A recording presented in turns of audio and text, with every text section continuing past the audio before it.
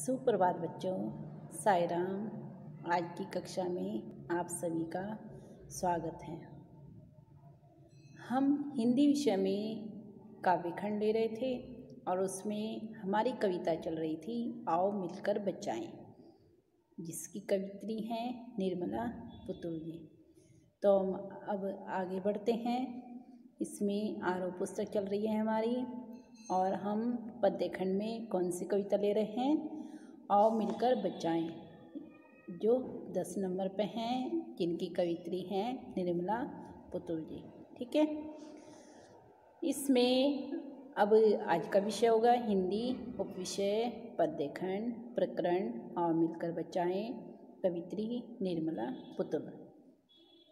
ये कवित्री हैं निर्मला पुतुल, जिन्होंने अपने जीवन में बहुत ही संघर्ष को झेला है। वहाँ पर देखा है ये आदिवासी से हैं, तो इन्होंने आदिवासी लोगों की परेशानी को अच्छे से समझा है। संथाल परगना के रहने वाली हैं, तो वहाँ पर इन्होंने देखा है किस प्रकार से वहाँ के लोग अपने में बदलाव कर रहे हैं, शहर की आबो हवा से ग्रस्त होते जा रहे हैं, पश्चिमी सभ्यता को अपना रहे हैं। तो इन्होंने इस कविता के माध्यम से नवयुवकों का आह्वान किया है और उनको प्रेरित किया है कि शहर की आबोहवा से अपने को बचाएं, पश्चिमी सभ्यता का जो प्रभाव हो रहा है उससे अपने को बचाएं। जो बस्ती पूरी की पूरी शराब के नशे में डूबी रहती थी और पश्चिमी सभ्यता से ग्रस्त होती जा रही थी, अपने संस्कारों को रीति रिवाजों को भूलती जा रही थी, जिनके मन में अपने काम के प्रति लगनशीलता थी, अक्खटपंथा जुझारूपंथा, वह सब खत्म होता जा रहा है। इस कविता के माध्यम से उनके अंदर वही चेतना जगाने का प्रयास कर रही है। तो आइए आगे बढ़ते हैं। आओ मिलकर बचाएं, इस कविता को आगे बढ़ाएंगे। तो हमने यहाँ तक पढ़ा है, अब इसको आगे देखते हैं। भीतर की आग, धनुष की डोरी, तीर का नुकीलापन, कुल्हाड़ी की धार, जंगल की ताज़ा हवा, नदियों की निर्मलता, पहाड़ों का मौन, गीतों की धुन, मिट्टी का सौंधापन, फसलों की लहलाहट। तो इन पंक्तियों में जो कवित्री हैं वह कहना चाह रही है कि जो अपने भीतर का जोश था उसको ठंडा होने से बचाना है हमें। इसके लिए हमें समय आने पर धनुष पर डोरी भी चढ़ानी पड़े तो हमें इससे भी हिचकिचाना नहीं चाहिए। तीर से नुकीलापन व कुल्हाड़ी की धार को भी बचाएं। इसका अर्थ है कि आवश्यकता पड़ने पर अपने हथियारों का भी प्रयोग करने में न हिचकिचाएं। अगर हमें अपने हथियारों का प्रयोग करना पड़े तो हमें वह भी करना चाहिए। तो यहाँ पर कवित्री सावधान करती हैं कि हाथ पर हाथ धरकर बैठने की आवश्यकता नहीं है। यहाँ कवित्री यही कि सबको कह रही है कि हमें कुछ ना कुछ करते रहना चाहिए। समय आने पर मनुष्य को अपने बचाव के लिए हर संभव प्रयत्न करना चाहिए। तो ये कवित्री जो है नवयुवकों को यही बार बार कह रही है कि तुम्हें अपने हृदय में जो जोश है उसको ठंडा नहीं करना है। कवित्री कहती है स्वस्थ जीवन यापन करने के लिए वातावरण को प्रदूषण से बचाकर रखना अनिवार्य है। वह कहती है जंगल की हवा को, नदियों की पवित्रता को, पहाड़ों की शांति को, गीतों की मधुर धुन को, मिट्टी की खुशबू को, फसलों के लहराने को हमें बचाकर रखना चाहिए। इन्हें गंदा नहीं होना चाहिए, इन्हें खोना नहीं चाहिए। जो मिट्टी में एक सौंधापन था, मिट्टी में एक खुशबू थी, उसे हमेशा बचा कर रखना चाहिए, क्योंकि ये जो प्रकृति की धरोहर है, वरदान है, जो हमें वरदान के रूप में मिली है, तो हमें इसको बचाना चाहिए। क्योंकि आज के लोग क्या कर रहे हैं कि इसको खेती को छोड़कर सब शहर की ओर दौड़ रहे हैं। तो हमें फसलों की लहलाहट को बचाना चाहिए, जो मिट्टी में खुशबू है उसको भी बचाना चाहिए। नाचने के लिए खुला आंगन, गाने के लिए गीत, हंसने के लिए थोड़ी सी खिलखिलाहट, रोने के लिए मुट्ठी भर एकांत। तो यहाँ पर कवित्री कहती है हमें अपनी खुशी उल्लास उमंग के लिए नाचना गाना है, उसके लिए खुले आंगन अथवा खुले स्थान की आवश्यकता है, उसे प्रदूषण से बचाना है। तो यहाँ पर कवित्री कह रही है कि हमें अपनी खुशी के लिए इन सब चीज़ों को करना होगा। जो आज के जो खेल के मैदान हैं, खुला आंगन है, वे सब खत्म होते जा रहे हैं। उनके स्थान पर क्या है, फैक्ट्री वगैरह बन रही हैं, क्योंकि पश्चिमी सभ्यता आ गई है। तो वहाँ जगह जगह बड़ी बड़ी इमारतें बन गई हैं। तो हमें इन सब से बचाना है। हमें खुला आंगन भी चाहिए अपने उल्लास और उमंग के लिए, नाचने गाने के लिए। तो हमें इन सबको बचाना है, उससे हमें प्रदूषण से भी बचाना चाहिए। अपनी खुशी को बचाए रखने के लिए सभी की खिलखिलाहट आवश्यक है। अपनी व्यथा अथवा मन की भड़ास निकालने के लिए आंसू का बहना अनिवार्य है। मतलब कि कवित्री कहती है कि इसके लिए क्या होगा, मन में जो हमारे दुविधा रहती है, मन जो हमारा परेशान रहता है, उसके लिए हमारे आंखों से आंसू निकलना भी बहुत ज़रूरी है। यहाँ पर देखिए, हंसने के लिए थोड़ी सी खिलखिलाहट, मतलब है कि हमें हंसने के लिए थोड़ी हंसी मजाक की भी आवश्यकता है, और रोने के लिए मुट्ठी भर एकांत। अगर हमारा मन परेशान है तो हमें थोड़े समय के लिए एकांत भी चाहिए, क्योंकि जब तक हमारी आंखों से आंसू नहीं निकलेंगे तब तक हमारे जो मन में, हृदय में जो दुख है वह भी बाहर नहीं आएगा। इसलिए एकांत स्थान भी होना बहुत ज़रूरी है, जो कि अब हमें कहीं भी दिखाई नहीं देता। आपने देखा होगा कि पहाड़ों पर कितनी शांति थी, लेकिन आज के समय में पहाड़ों पर भी शांति हमें नहीं मिल पाती है। तो कवित्री ये कहती है कि हमें इन सबको बचाना है, इन सब को। तो इसलिए बार बार वो नवयुवकों को कहती है कि आओ सब मिलकर इसको बचाएं। जो पहाड़ पर शांति है वो ख़त्म होती जा रही है, उसको भी हमें बचाना है। बच्चों के लिए मैदान, पशुओं के लिए हरी हरी घास, बूढ़ों के लिए पहाड़ों की शांति। और इस अविश्वास भरे दौर में थोड़ा सा विश्वास, थोड़ी सी उम्मीद, थोड़े से सपने। तो यहाँ पर कवित्री ये कहती हैं, बच्चों के खेलने के लिए खुले मैदान की आवश्यकता होती है, पशुओं को चरने के लिए हरी हरी घास की आवश्यकता होती है, बूढ़ों को अपना सुखी जीवन यापन करने के लिए पहाड़ों की शांति आवश्यक है। अतः हमें क्या करना चाहिए, खुले मैदानों को, हरी हरी घास को, व पहाड़ों की शांति को प्रदूषण से बचाना चाहिए, क्योंकि चारों तरफ क्या है, प्रदूषण ही फैल रहा है, कोई इस तरफ ध्यान नहीं दे रहा है।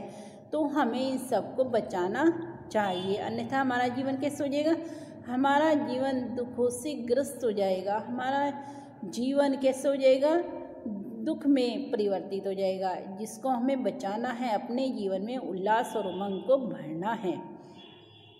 आगे चलते हैं। और इस अविश्वास भरे दौर में थोड़ा सा विश्वास, थोड़ी सी उम्मीद, थोड़े से सपने। तो यहाँ पर कवित्री कहती हैं, आज जबकि चारों तरफ लोग अपने स्वार्थ से घिरे हुए हैं, अपने स्वार्थ के बारे में ही सोचते हैं, किसी के पास किसी के लिए समय नहीं है। तो क्या है, कवित्री कहते हैं, इस समय भी उसके भीतर कुछ विश्वास है, कुछ उम्मीद है, जिसके बल पर वह अपने सपने साकार कर सकती है। तो इसमें ये कवित्री कहती है कि इस अविश्वास भरे दौर में हमें पता है किसी के पर किसी के लिए समय नहीं है, फिर भी हमें थोड़ा सा विश्वास बनाए रखना है, उम्मीद बनाए रखना है, और सपनों को भी बनाए रखना है। किसी ने कहा है कि हम सपने देखेंगे तभी तो उसको पूरा करने का हमारे मन में हिम्मत आएगी। तो हमें हमेशा महत्वाकांक्षी रहना चाहिए, हमें सपनों को देखना चाहिए, तभी हम उसे सपने को साकार करने के लिए हिम्मत ले पाएंगे। तो इसमें आगे देखेंगे।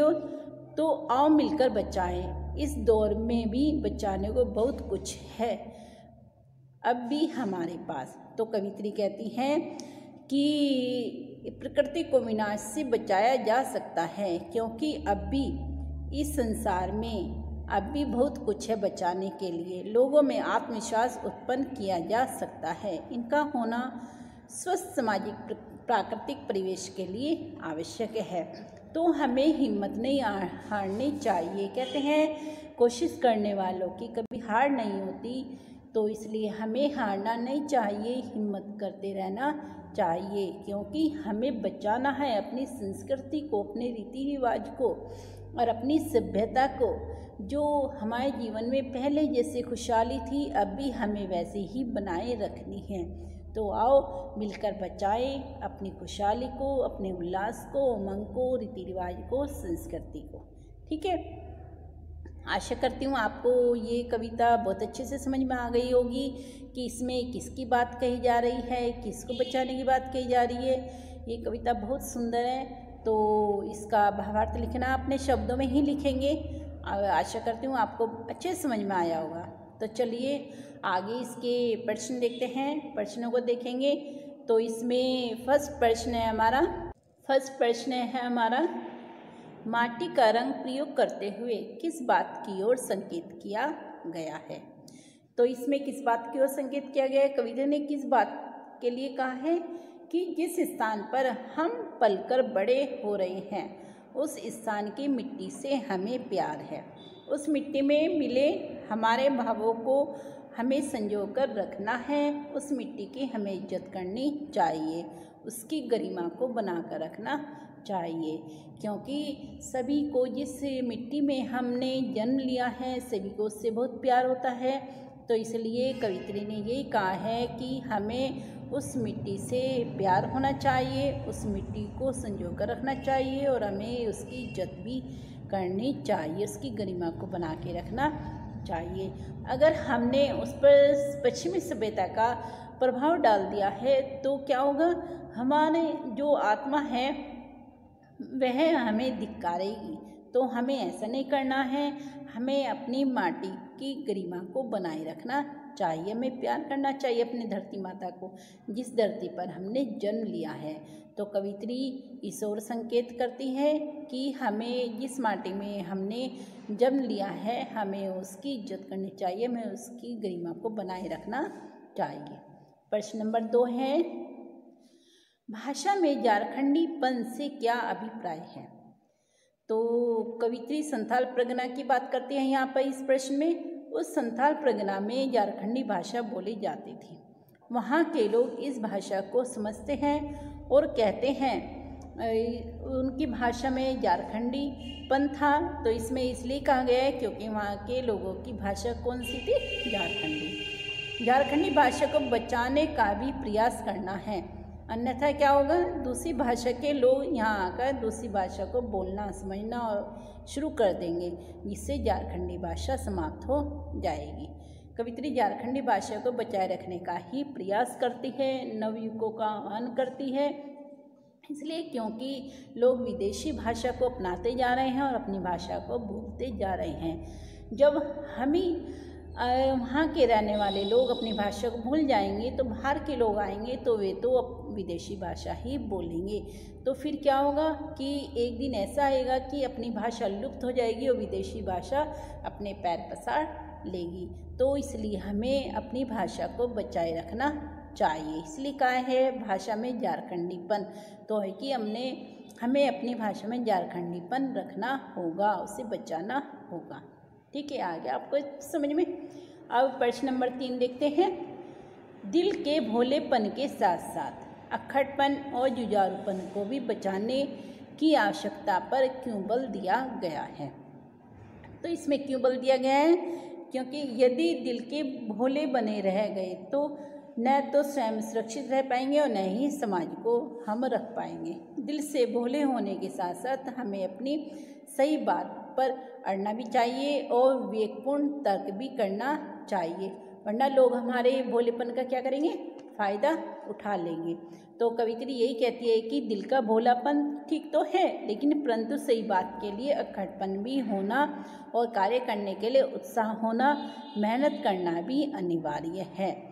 हमें दोनों चीज़ें होनी चाहिए। अगर हम खाली भोलापन रखेंगे तो लोग हमारे भोलेपन का फ़ायदा उठा लेते हैं, और हमें अक्खड़पन जुझारूपन भी होना चाहिए अपने कार्य के प्रति। दोनों चीज़ें हमें बहुत ज़रूरी है। ठीक है, ये आपको समझ में आया। आगे बढ़ते हैं। प्रश्न नंबर 4, प्रस्तुत कविता आदिवासी समाज की किन बुराइयों की ओर संकेत करती है। तो इसमें बताना है कि आदिवासी की किन किन बुराइयों की ओर संकेत हुआ है। इसमें संथाली समाज में जो शिक्षा की कमी है यह वहाँ की सबसे बड़ी समस्या है, और शराब की समस्या को भी इन्होंने बताया है, क्योंकि वहाँ पर लोगों का झुकाव शराब की ओर। आपको मालूम है कि जिस घर में शराब होती है वहाँ पर सुख शांति कभी नहीं होती, लक्ष्मी भी कभी वास नहीं करती है। तो इसलिए इन्होंने सबसे ज़्यादा शराब की ओर भी ध्यान देने की ओर कोशिश की है। वो सबसे अधिक सबसे बड़ी बुराई है वहाँ की। तो इन्होंने अशिक्षा ही सब बुराइयों की जड़ है, क्योंकि अगर सभी लोग शिक्षित होंगे तो शराब की बुराइयों को समझ पाएंगे। तो कवित्री यही कहती हैं कि हमें सब लोगों को शिक्षित करना चाहिए, जिससे वे अपनी सब बुराइयों को समझ सकें और उनको दूर कर सकें।